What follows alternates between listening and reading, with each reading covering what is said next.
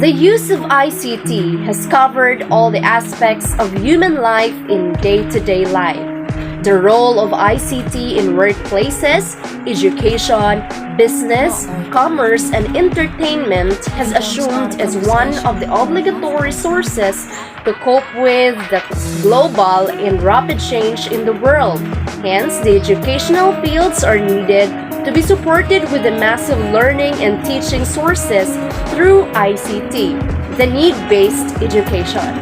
This ICT was one of the most important factors that contributes a very big part for these changes in this world. However, as what the saying stated, every creation has its limitations. Once you were overlapped with it, it will become a problem. So now, let's focus those existing issues that occurred in this present time, which is the cybercrime. Also called as the computer crime, the use of a computer as an instrument to further illegal ends such as committing fraud, trafficking and child pornography and intellectual property stealing, identities, or violating privacy. So here's the 10 most common internet cybercrimes such as the phishing or spoofing, blackmailing or extortion, accessing stored communication, short bidding and non-delivery of merchandise, electronic harassment, child pornography, drug trafficking, criminal copyright infringement. So let my co-reporter explain to you or dig deeper onto the different meaning or definition of those 10 examples of cybercrimes that happens on internet. These are the list of common internet cybercrimes. First is the phishing or spoofing. It is the act of sending multiple emails to multiple users. Second is the blackmail. Extortion. It is the act of using internet to threaten or damage someone's reputation to extort money or anything else of value. Third, internet cybercrime is the accessing stored communication or hacking. The fourth disadvantages of ICT. Sport betting. The act of wagering on any sports event over the internet. In some countries, gambling, including sports betting, is illegal, even if you are doing it over the internet. When it comes to sports betting, you only want a highly secure, updated, and friendly gaming platform compared to traditional casino gambling where you enjoy games with outcomes that are defined by the random number generator or RNG. Betting on sports goes beyond automated and random results. The success of your bets depends on your access or non-access to team information, statistics, prevailing odds, and the eventual results of a game. As I observe, some of the sports are in the internet. We should take and be wise of using this kind of online platform. So the fifth disadvantages of ICT is non-delivery of merchandise. The act of devising a scheme wherein a culprit posts an item or services for sale over the internet, and once the transactions have been done, does not really give the item or services. This is also called scam. That's why we should take wise and be careful using social media platform. So the last disadvantages of ICT is electronic harassment.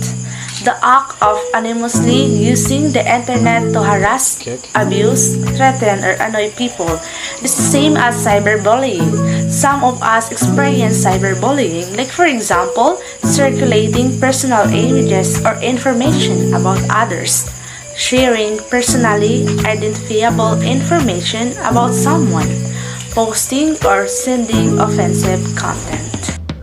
Another example of internet cybercrimes is child pornography, the act of using internet to show child pornography. This act is highly punishable by law. As we all know, it is a form of child sexual exploitation. Federal law defines child pornography as any visual, depiction of sexually explicit conduct involving a minor. Images of child pornography are also referred to as child sexual abuse images. Federal law prohibits the production, distribution, importation, reception, or possession of any image of child pornography. A violation of federal child pornography laws is a serious crime, and convicted offenders face fines, severe statutory penalties. So why do you think child pornography is strictly prohibited by the law?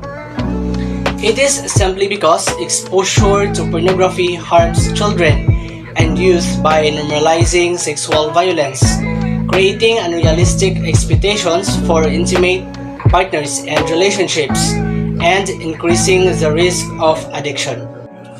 Next is drug trafficking. It is the act of selling illegal substances using the internet. Drug trafficking is a global illicit trade involving the cultivation, manufacture, or distribution and sale of substances which are subject to drug prohibition laws.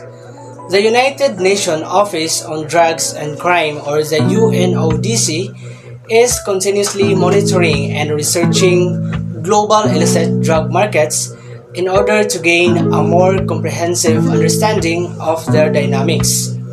The consequences of illicit drug use are widespread, causing permanent physical and mental damage to users and negatively impacting their families, co-workers, and many others with whom they have contact. Drug use negatively impacts a user's health, often leading to sickness and disease. And lastly is the criminal copyright infringement, the act of piracy mainly for financial gain. In late 2014, the number one pirate website, the Pirate Bay, was raided for the second time due to years of pirating movies, music, games, books, and other software. This kind of websites earn money through advertising.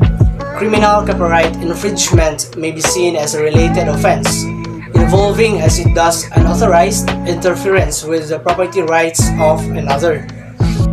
In fact, copyright infringement is not theft. Copyright is infringed if someone is using another person's original creative work or copyrighted work without permission.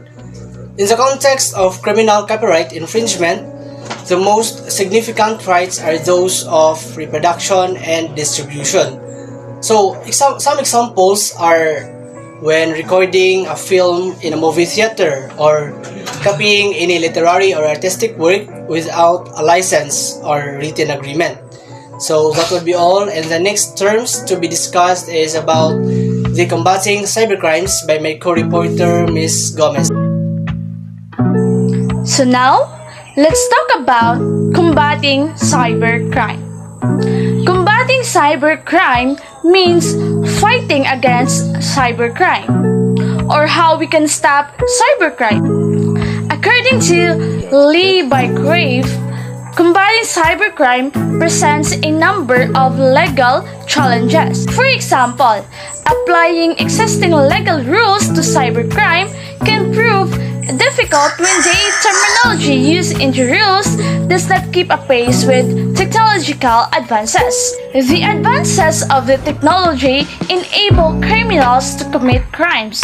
They can steal your identity, dupe you into disclosing sensitive information, and distribute information about your children and pictures of them.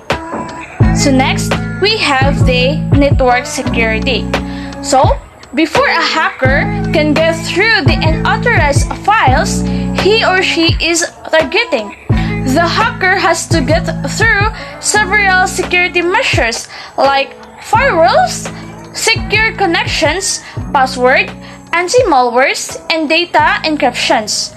Network security protects your network and data from breaches, intrusions, and other threats. It involves access control, virus, and antivirus software, application security, network analytics, types of network-related security, firewalls, VPN, encryptions, and many more. So, how network security works? So, the network security revolves around two processes, the authentications and the authorization. In authentications, it checks and verifies that is indeed the user belong to the network who is trying to access or enter it, thereby preventing unauthorized intrusions.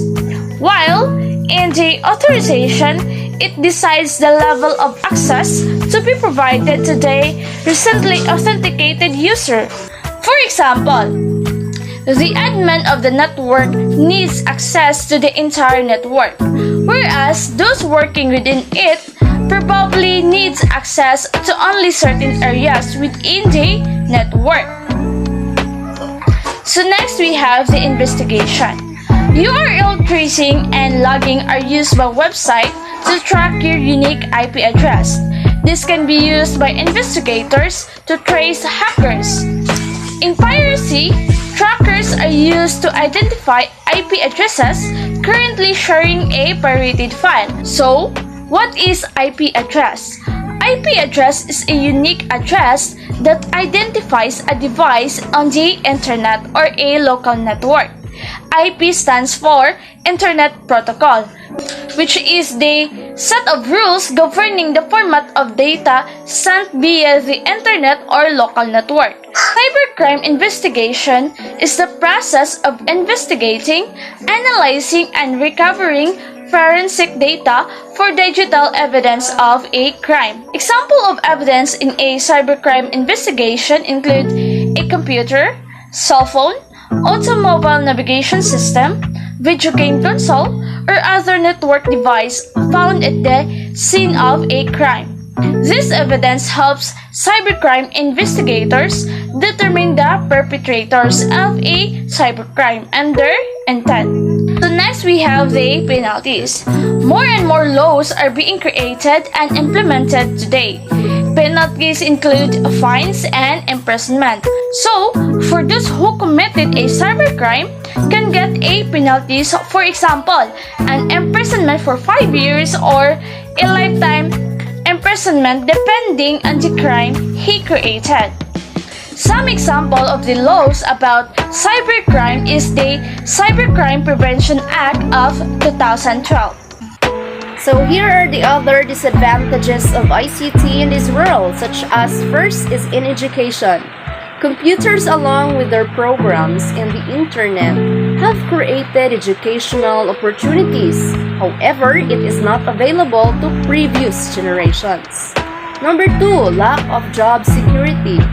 Experts in a wide variety of fields believe that ICT has made job security a very big issue since technology keeps on changing nearly every day. This means that individuals need to be constantly studying or at least keeping up with the changes in their profession. They want to feel secured, including their jobs. 3. Overriding cultures. While ICT may have made the world a global village, it has also contributed to one culture consuming another weaker one. For example, it is now argued that teenagers in the US influence how most young teenagers all over the world now act, dress, and behave like the US teenagers. 4 is privacy.